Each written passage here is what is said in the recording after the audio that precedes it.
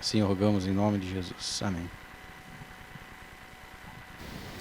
Convido você a abrir sua Bíblia comigo no livro de Atos, Atos dos Apóstolos, no capítulo 5, e leremos os versículos de 1 a 11.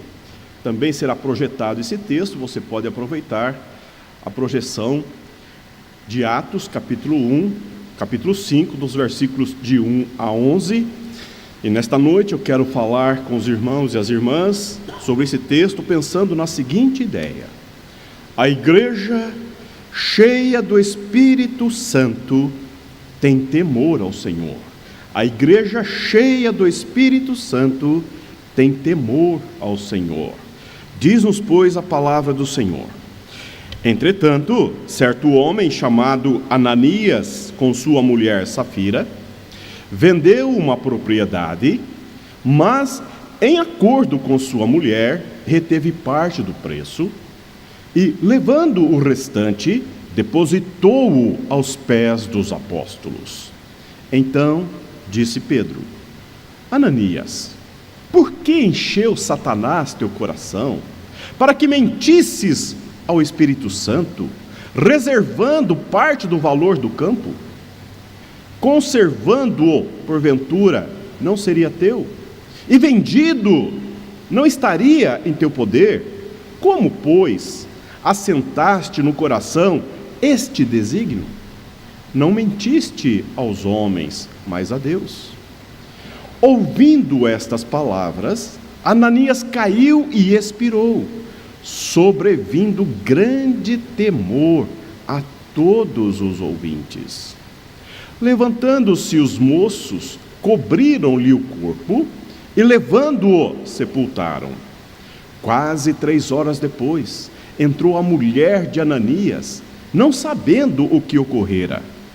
Então Pedro, dirigindo-se a ela, perguntou-lhe: Dize-me, vendestes, portanto, aquela terra? Ela respondeu: Sim, portanto. Tornou-lhe Pedro: Por que entrastes em acordo para tentar o Espírito do Senhor? Eis aí à porta os pés dos que sepultaram o teu marido, eles também te levarão. No mesmo instante, caiu ela aos pés de Pedro e expirou. Entrando os moços, acharam-na morta e, levando-a, sepultaram-na junto do marido. E sobreveio grande temor a toda a igreja e a todos quantos ouviram a notícia destes acontecimentos. Querido Deus e bondoso Pai, queremos pedir a bênção do Senhor nesta noite na explicação desse texto, Senhor. Abra o nosso entendimento, dá-nos ouvidos de eruditos para que possamos compreender, entender e praticar, ó Deus, as verdades contidas nesse texto. Seja sobre nós, em nome de Jesus. Amém. Estamos estudando o livro de Atos e estudamos no capítulo 4 o início da perseguição da igreja, o início das investidas dos religiosos contra a igreja, e no final do capítulo 4 há uma descrição do estilo de vida da igreja e há um relato dizendo que havia tudo em comum na igreja. E as pessoas que eram da igreja, tendo posses, vendiam as suas propriedades e colocavam os valores, os recursos, fruto da venda dessas propriedades, integralmente aos pés dos apóstolos, para atender necessidades daqueles que estavam vivendo dentro da comunidade. Ou seja, as pessoas, movidas por amor, vendiam os seus bens para repartir para com aqueles que não tinham recursos, e quem geria isto eram os apóstolos.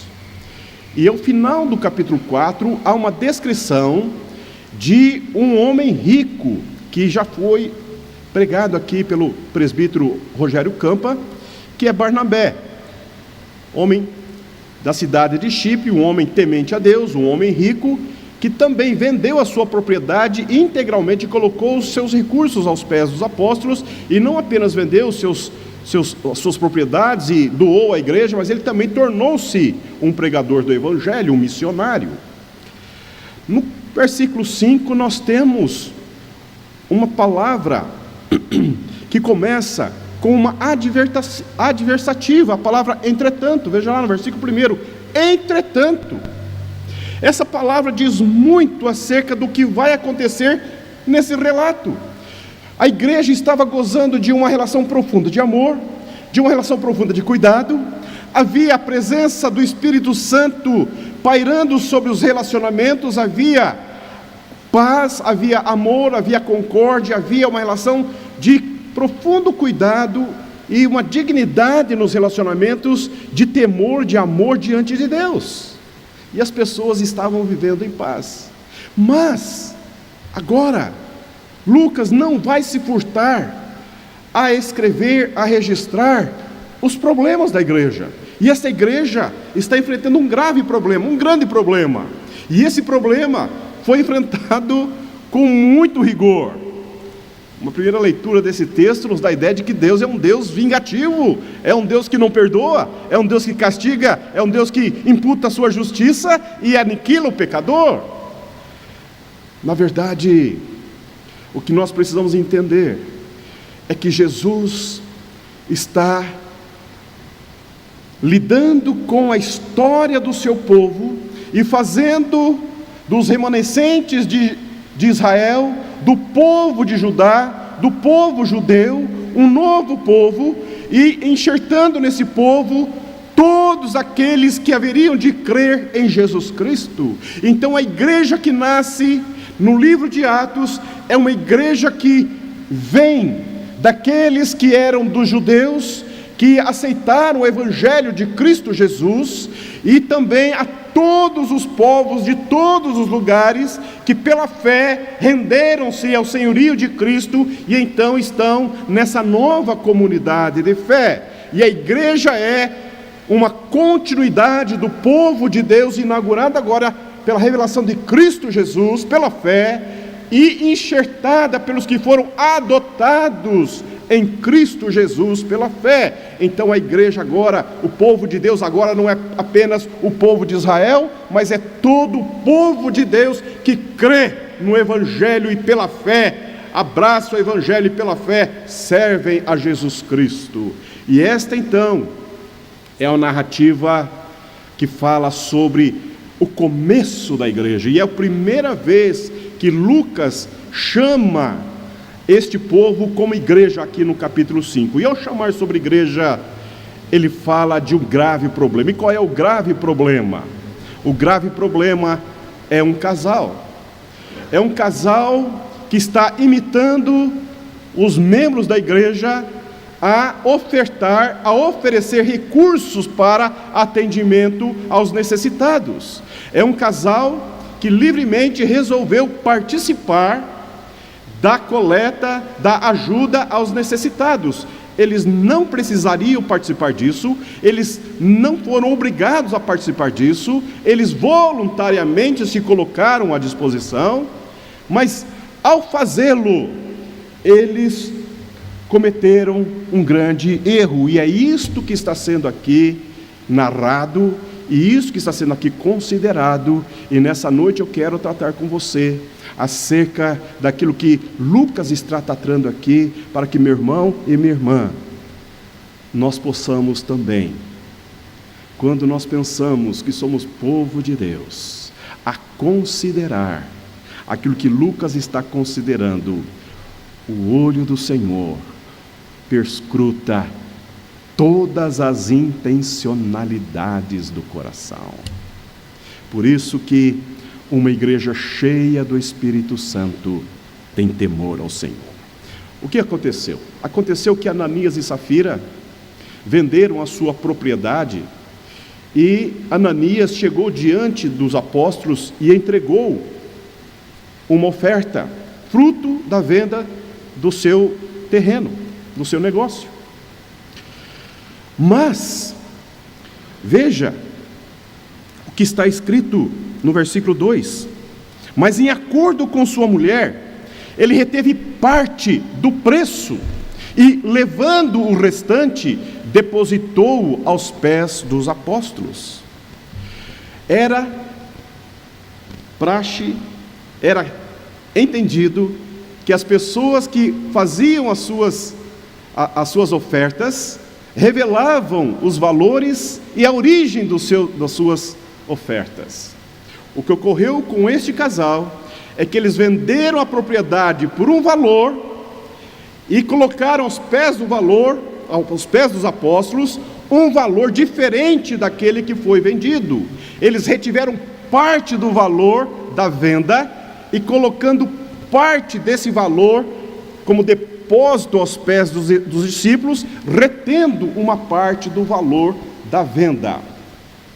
E então, veja o versículo 3. Então disse Pedro: Ananias, por que encheu Satanás teu coração para que mentisses ao Espírito Santo, reservando parte do valor do campo? Este é o problema. Ele não precisaria vender, ele não precisaria ofertar, e ele poderia ofertar parte do valor, ele poderia não ofertar nenhum valor, mas ele ofertou, dizendo ser a integralidade da venda da propriedade. Veja o versículo 3. Conservando-o, porventura não seria teu? E vendido não estaria em teu poder? Como, pois, assentaste no coração este desígnio?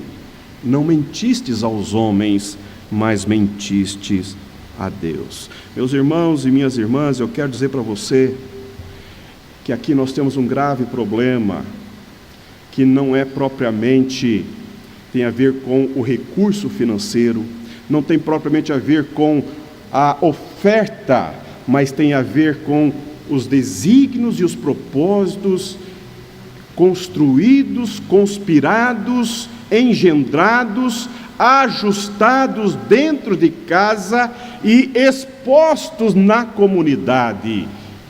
A mentira, a hipocrisia. Eles estavam desejosos de participar, de serem também honrados como os outros ricos foram honrados na comunidade, serem valorizados como os outros ricos foram valorizados, quem sabe nomeados como os outros ricos foram nomeados, por poderem participar dessas ofertas, mas retendo parte do valor, mentindo, retendo parte do valor. Os apóstolos talvez jamais poderiam descobrir isso, mas Pedro confrontou a mentira. Isso tem um nome. Isso tem um nome que está incrustado na cultura humana, que se chama a hipocrisia. Vivemos numa cultura hipócrita. Vivemos e convivemos com pessoas que dizem ser o que não é, que querem revelar-se de tal modo que na verdade não se sustenta diante daquilo que aparenta ser. Há um desejo humano de apresentar-se, de estar-se em evidência, sem ter a possibilidade, a condição de sustentar-se na condição a qual quer estar. E isto tem um nome, a hipocrisia. E a hipocrisia na nossa cultura é prodigiosa.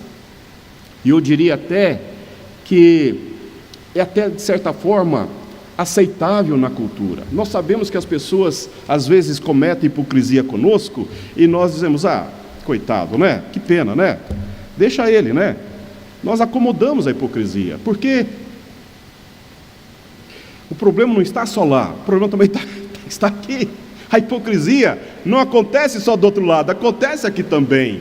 Esse desejo humano, esse intento humano de querer revelar-se, apresentar-se, colocar-se de modo que seja agradável, que seja respeitável, que seja dignificado, que seja valorizado, que seja honrado. Isto é o que se requer, mas isto tantas e tantas vezes não se sustenta como nós gostaríamos que fôssemos. Nós queremos apresentar-nos, mas não somos aquilo que estamos querendo apresentar-nos. A hipocrisia é um fato, e é isso aqui que está em jogo. E aqui nós temos um problema. Por qual é o problema? Deus está inaugurando uma nova comunidade, e essa nova comunidade, Jesus está dizendo, a mentira não compete. Veja o que Jesus vai dizer em Mateus 23, 27. Em Mateus 23, 27, Jesus diz: ai de vós, escribas e fariseus, hipócritas, porque sois semelhantes a sepulcros caiados, que por fora se mostram belos, mas interiormente estão cheios de ossos de mortos e de toda imundícia. Jesus está condenando uma religião dos líderes da estrutura religiosa do povo judeu. E agora na sua igreja, na igreja pela qual ele morreu, aparece, se revela o pecado que ele condena. E então, pelo poder do Espírito Santo, ele trata, ele aniquila, ele pratica justiça, ele revela a sua inconformidade com esta prática dentro do povo de Deus. Ele está dizendo: da minha igreja, a mentira, a afronta, um atentado ao Espírito Santo não cabe, não tem lugar. Então nós vemos aqui que a hipocrisia disfarçada, a hipocrisia foi desmascarada, a hipocrisia foi condenada, e essa hipocrisia que foi condenada, ela havia sido combinada, e a hipocrisia foi condenada, derrotada, porque este casal, trazendo esse pecado para dentro da igreja, foi morto aos pés dos apóstolos. E por trás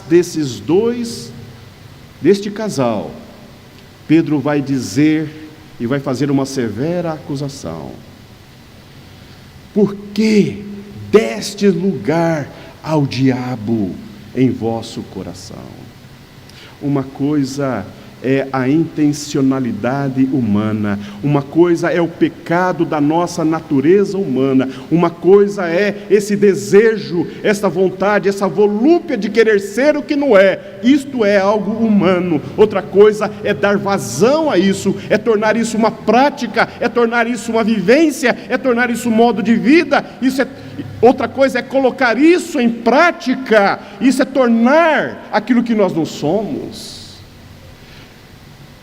Deus está severamente punindo este casal como uma referência de santidade de Deus no meio da igreja. E aí, meu irmão, eu quero dizer para você como que termina o capítulo, versículo 11. Essa história termina assim, versículo 11: e sobreveio grande temor a toda a igreja e a todos quantos ouviram a notícia destes acontecimentos. E aí você pergunta para mim: tudo bem, pastor, e aí o que isso tem a ver comigo? E o que isso tem a ver conosco? E o que isso tem a ver com a igreja?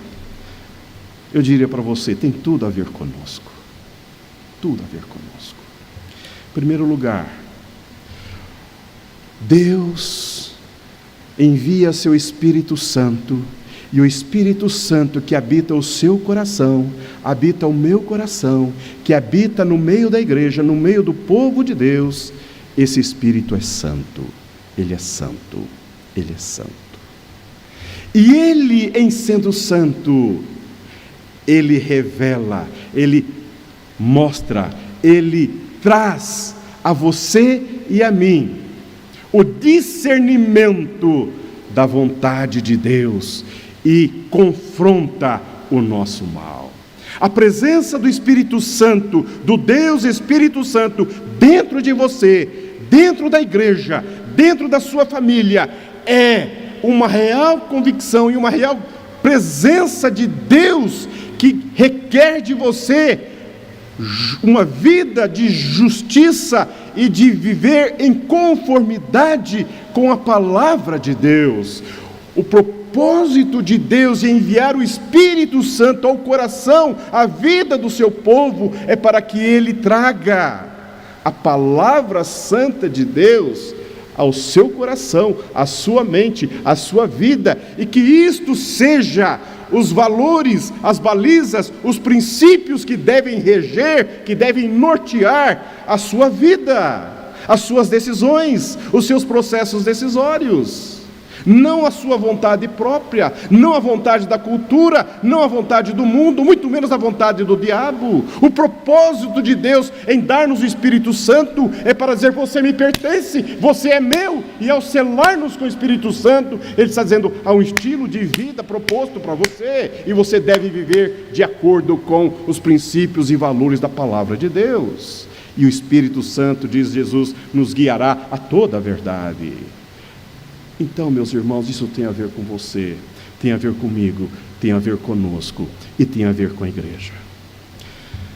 Jesus está dizendo, através do apóstolo Pedro, que dentro da igreja não há lugar para viver na prática do pecado. Não há lugar para viver na prática do pecado. Não tem a ver com recurso financeiro, tem a ver com estilo de vida.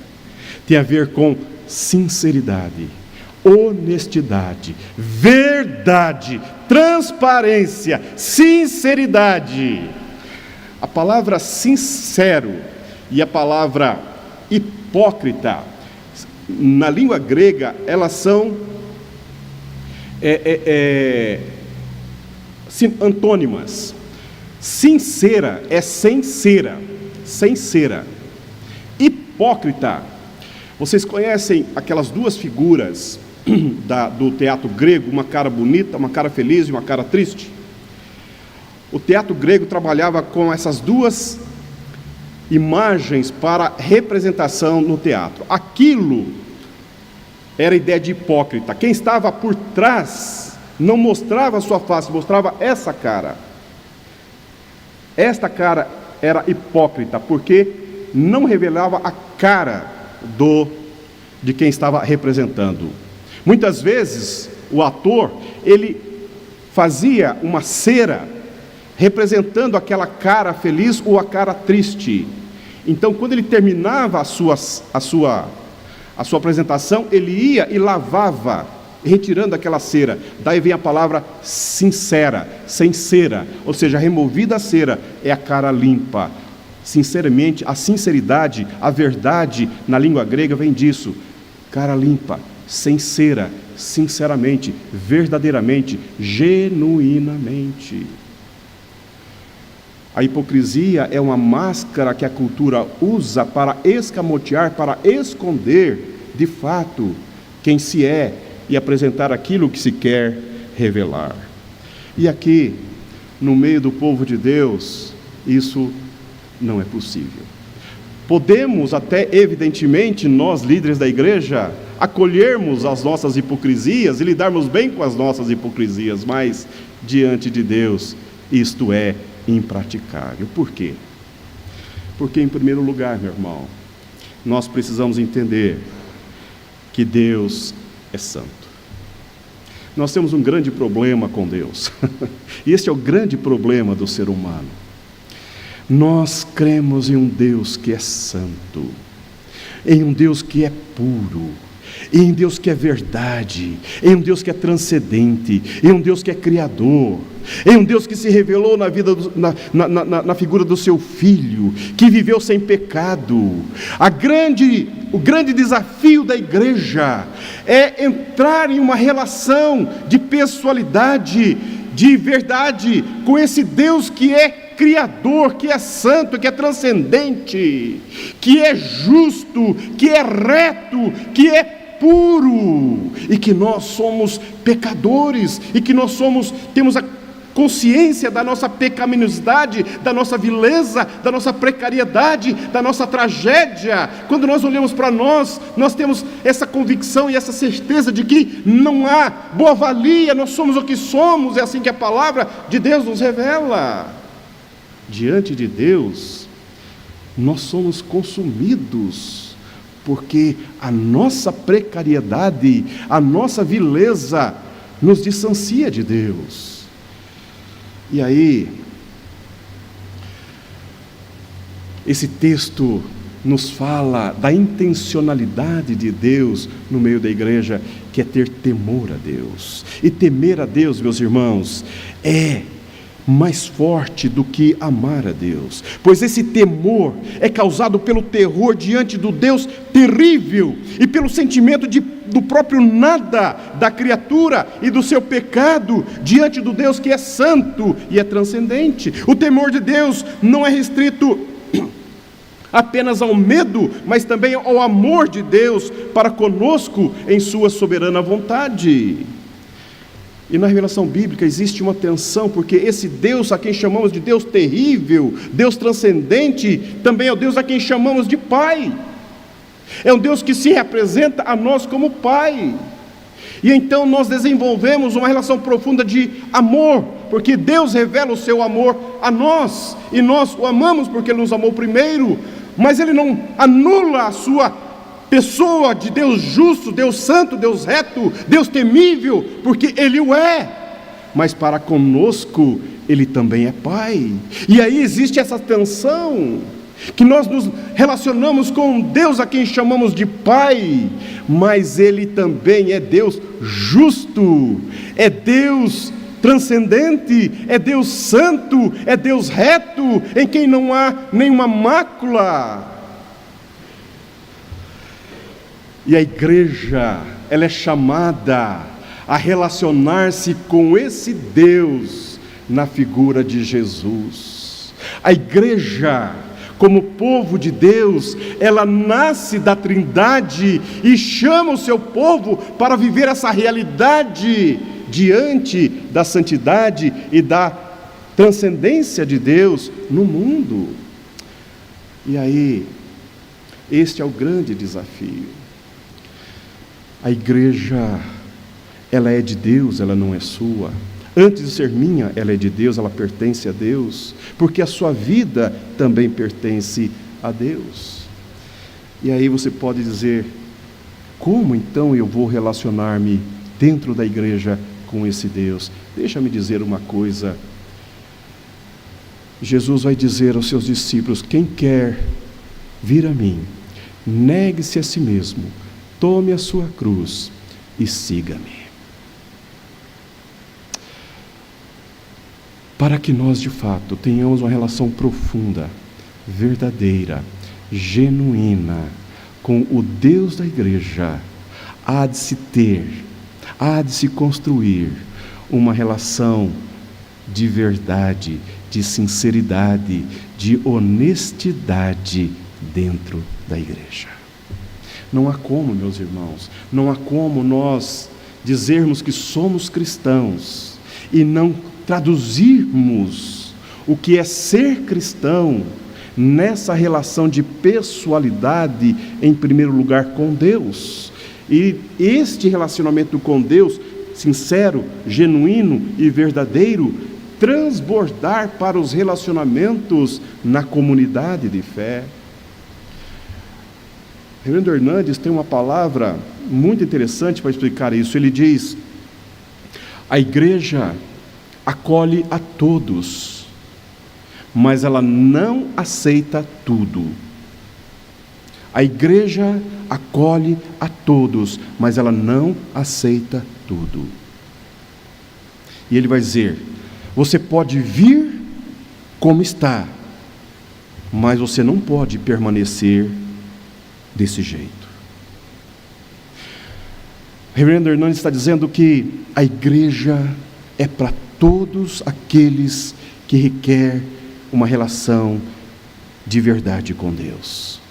Mas a igreja também é um caminho de transformação diária no nosso caráter, na nossa vida. A igreja é essa ambiência do Espírito Santo, em que Ele revela, Ele mostra, Ele aponta para você o problema, o prejuízo, o pecado, o desvio de conduta, a má conduta, e exige de você uma resposta, e esta resposta deve ser outra senão o arrependimento e uma proposição de mudança de vida. Este é o caminho da igreja. A igreja é um caminho, é a comunidade daqueles que querem viver uma vida de arrependimento. A igreja é constituída de pessoas que estão em Cristo Jesus e pelo poder do Espírito Santo vive uma vida de mudança diária.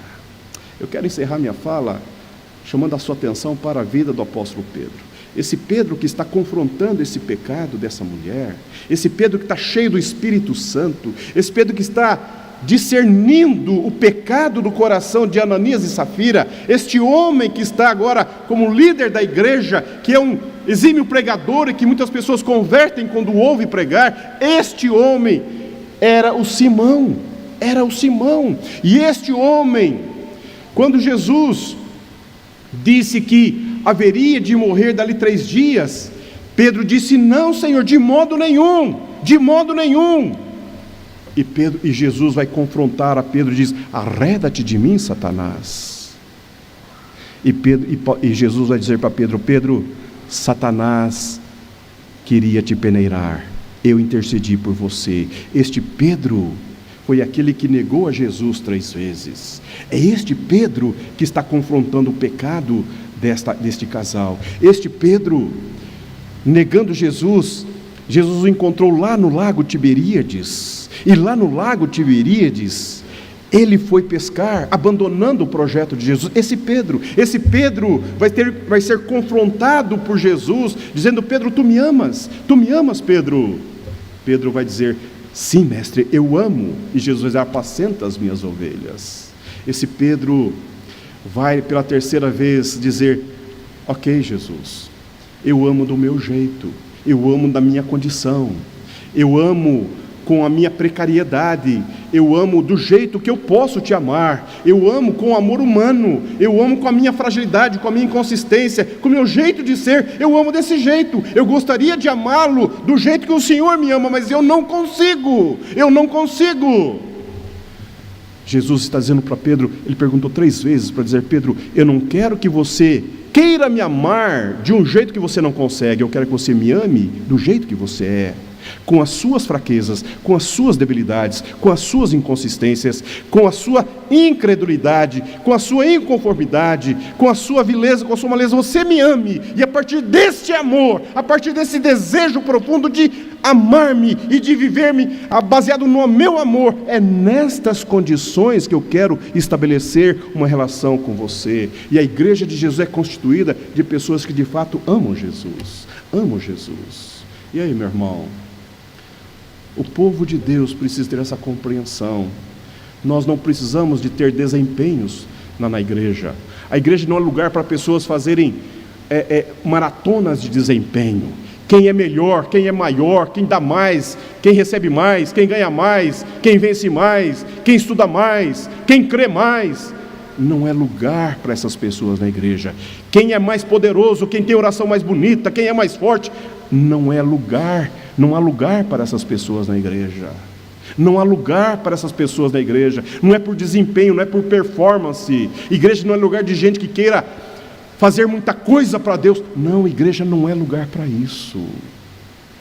A igreja é feita de gente pecadora, miserável, que reconhece a sua vileza, a sua tragédia, o seu modo vergonhoso de viver, que percebe que não consegue avançar com muita consistência na fé. É essas pessoas que se sentem débeis, frágeis, inconsistentes, que estão caindo todas as vezes, que procuram levantar-se, que não conseguem manter-se em pé, que percebe a sua insignificância, a sua vileza, a sua tragédia. São para essas pessoas que Jesus está chamando para constituir essa igreja. Esta igreja é pela força do Espírito Santo, não é pela minha força, não é pelo meu poder, ela não é pela minha condição, mas é pelo poder do Espírito de Deus, que Ele vai construir essa igreja. O que acontece na tua vida, o que acontece na sua família, o que Deus faz na tua família, não faz porque você é bonito, Ele faz porque Ele o ama, e porque Ele o ama, Ele injeta poder na tua vida, e pelo poder do Espírito de Deus, é que você é o que é.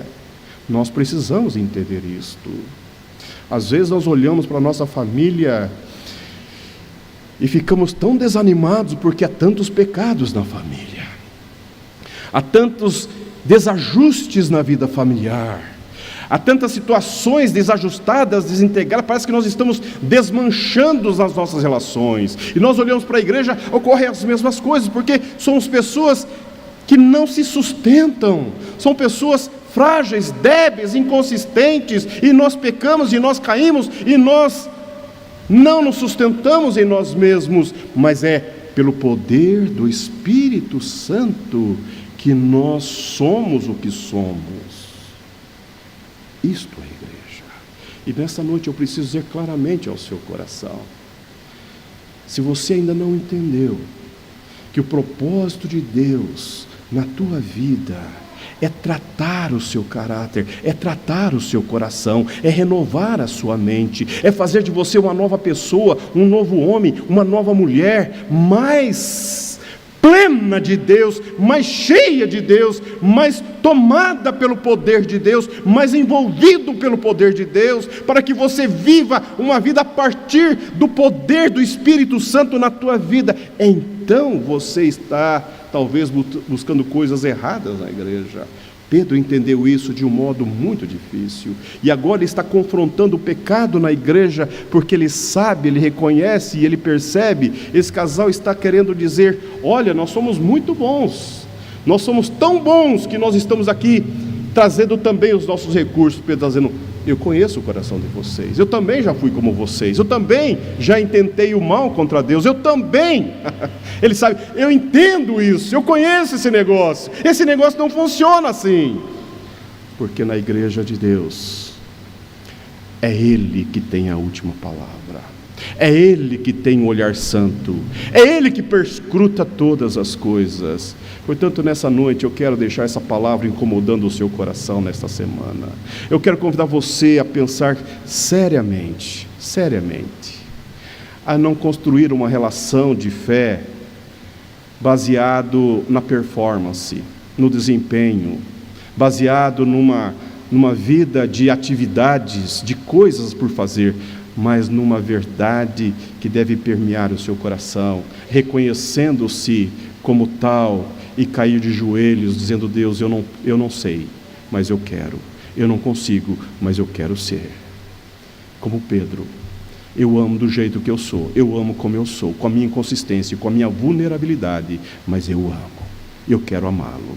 A igreja é feita de pessoas assim, e assim, pessoas humanas, no real sentido da palavra, humanas, e é nesta humanidade que nós somos tratados pela graça de Deus. Deixa eu falar uma coisa para você, papai. O seu adolescente está de olho em você, a sua adolescente está de olho em você, e se é uma coisa que adolescente rejeita, é hipocrisia, você sabe disso. Os nossos filhos querem a verdade, a sinceridade, a honestidade. E se nós quisermos de fato construir relacionamentos honestos e verdadeiros dentro de casa, nós precisamos aprender com este casal, com esta passagem, que a morte dentro de casa, nos nossos relacionamentos, quando a hipocrisia está entalada, quando a verdade está escamoteada, nós não avançamos com relacionamentos saudáveis, com relacionamentos sérios, com relacionamentos consistentes, quando nós estamos escamoteando a verdade, trazendo o pecado para dentro do coração, agasalhando o pecado, a má intencionalidade arraigada no coração e transfigurada em palavras doces, adocicadas para agradar pessoas. Isso não se constrói, isso destrói relacionamentos. É isto que Jesus está dizendo aqui, é isso que Lucas está registrando aqui. Na igreja de Deus não há lugar para a hipocrisia, não há lugar para a mentira. Deus não lida com a mentira, porque Ele é o Deus de toda a verdade. Que você seja verdadeiro, que você seja verdadeira, que você viva uma vida honesta, sincera e uma vida gloriosa diante de Deus. Que Deus te abençoe. Amém?